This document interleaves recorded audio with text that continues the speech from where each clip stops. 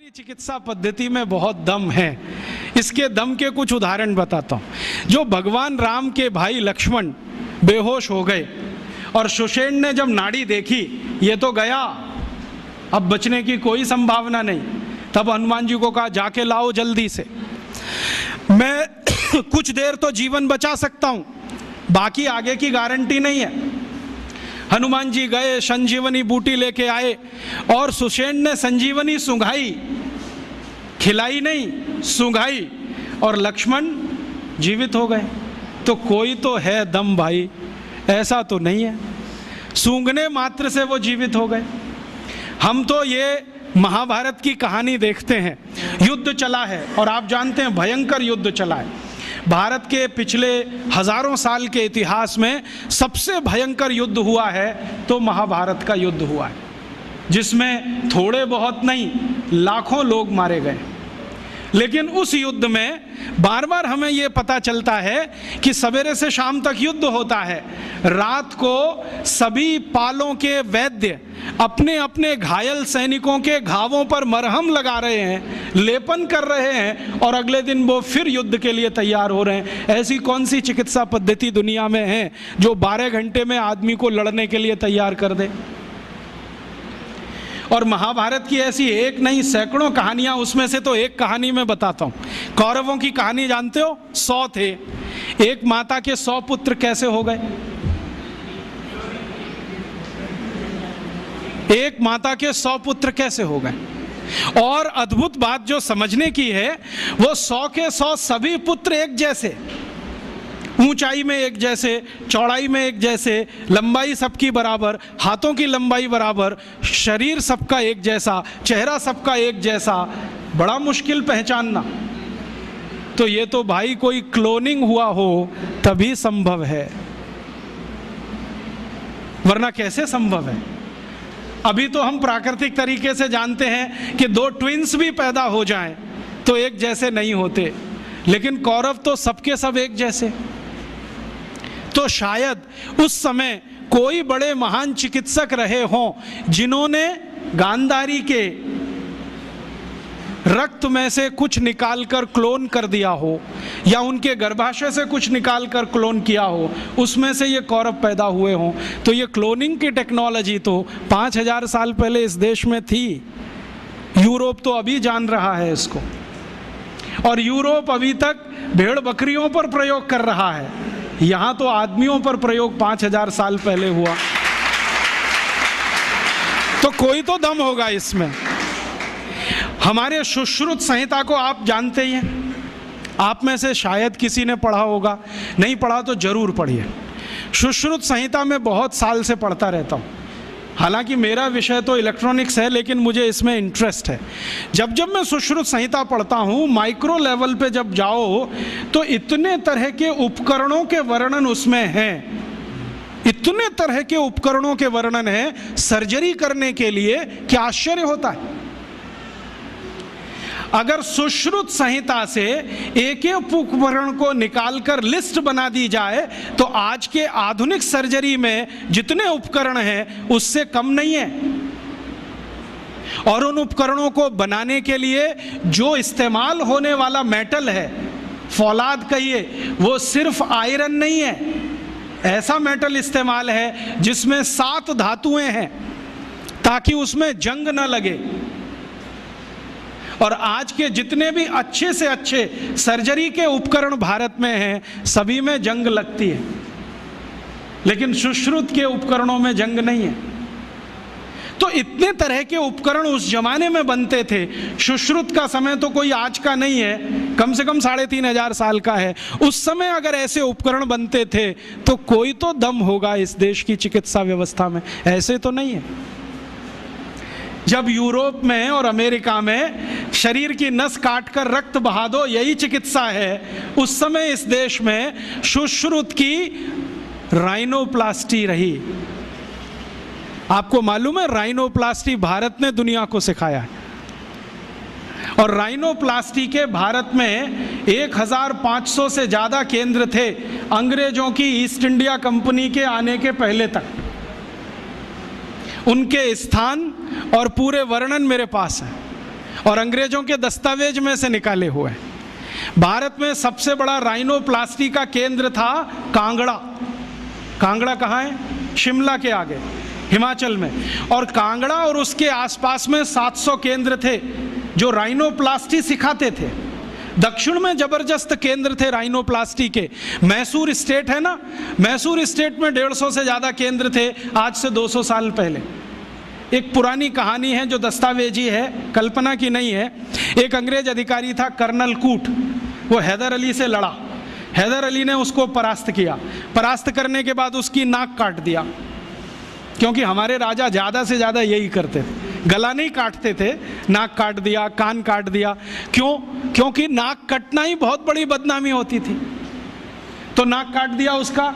कटी हुई नाक लेके वो भागा कर्नल कूट। वो खुद अपनी डायरी में लिख रहा है कि जब मैं युद्ध में हार गया, हैदर अली ने मुझे नाक काट दी, हाथ में लेकर मैं भागा और हैदर अली की सीमा खत्म हुई मैसूर राज्य की, तो बेलगाम नाम का एक गांव आया। वहां पर एक वैद्य ने मेरी सर्जरी की, 21 दिन मुझे अपने घर में रखा, सर्जरी करके लेपन लगाया, मेरी नाक जोड़ दिया। और आज मैं पार्लियामेंट के सामने कह रहा हूं कि भारत के वैद्यों को इतना ज्ञान है, वो ये सब कर सकते हैं। इसलिए हमें भारत में अपने लोगों को भेजकर ये विद्या सीखनी चाहिए। ये उसका भाषण है हाउस ऑफ कॉमन्स। तो कर्नल कूट के इस भाषण को सुनने के बाद अंग्रेजी सरकार ने तय किया, चलो कुछ लोगों को भेजो।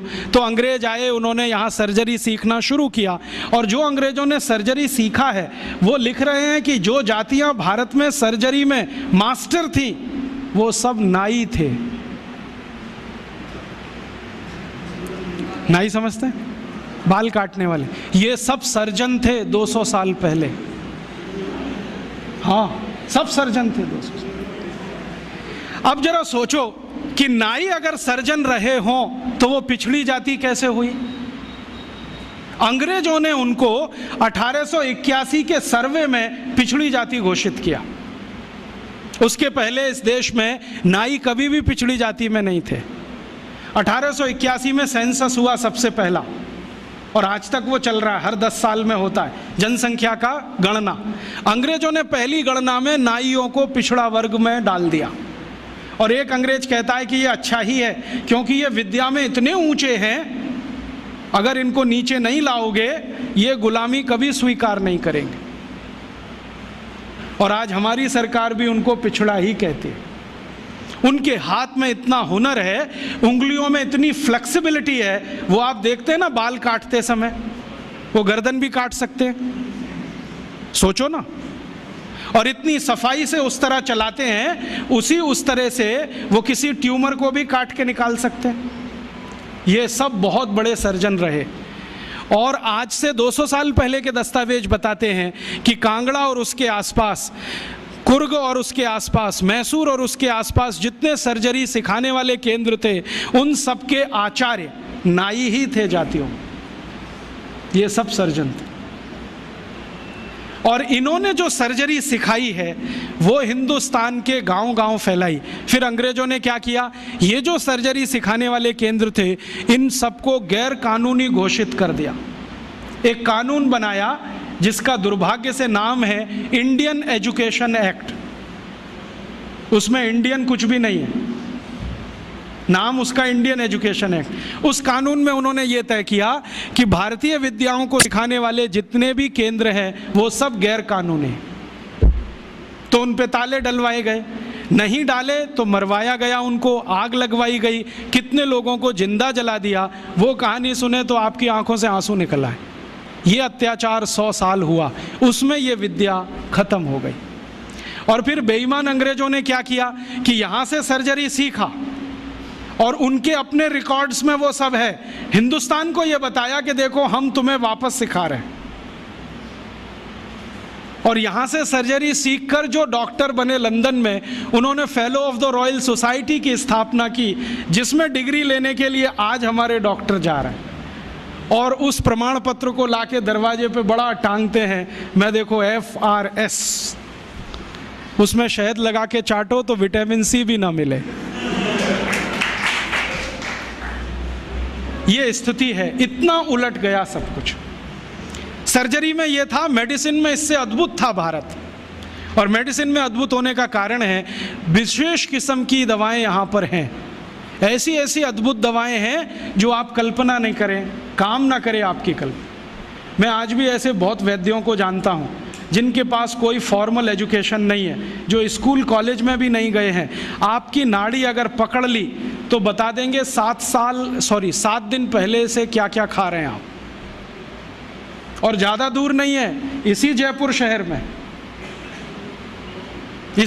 शहर में उनका कोई फॉर्मल एजुकेशन नहीं है, वो सिर्फ नाड़ी पकड़ते हैं। मैं गया हूँ 2 बार, वो 7 दिन पहले का मुझे बता दिया, पिछले रविवार को ये खाया, सोमवार को ये खाया, मंगल को ये खाया, बुध को ये खाया। ये भाई कौन सा विज्ञान है? ये तो दुनिया से करोड़ों रुपए खर्च करके लाई गई मशीनें नहीं बता पाती कि हफ्ते भर पहले हमने क्या खाया था। और नाड़ी पकड़ के सारा का सारा डायग्नोस कर लेना कि आपको यही है और वही निकले, ये तो कुछ अद्भुत है। ये कोई सामान्य विद्या नहीं है भाई। मैंने ऐसे तमाम वैद्यों को देखा है जो नाड़ी पकड़ के बताते हैं कि आपको ट्यूमर है, गर्भाशय में है, यहाँ है, यहाँ है। और हम जब आधुनिक चिकित्सा शास्त्र में परीक्षण कराते हैं वही निकलता है। एक वैद्य तो मैंने ऐसे भी देखे हैं केरल में, कोटक्कला में, वो साइज बता देते हैं, इस साइज का है, नाड़ी पकड़ी और बता दिया इस साइज का है, और वही निकलता है। इसका माने इस भारतीय विद्या में कोई दम है, और वो दम अगर हमको दिखाई दे जाए तो आत्मविश्वास हमारा लौट आएगा और हमारी हीन भावना कुछ कम हो जाएगी। और हीन भावना कम हो जाए तो हम शायद दुनिया जीत लेंगे।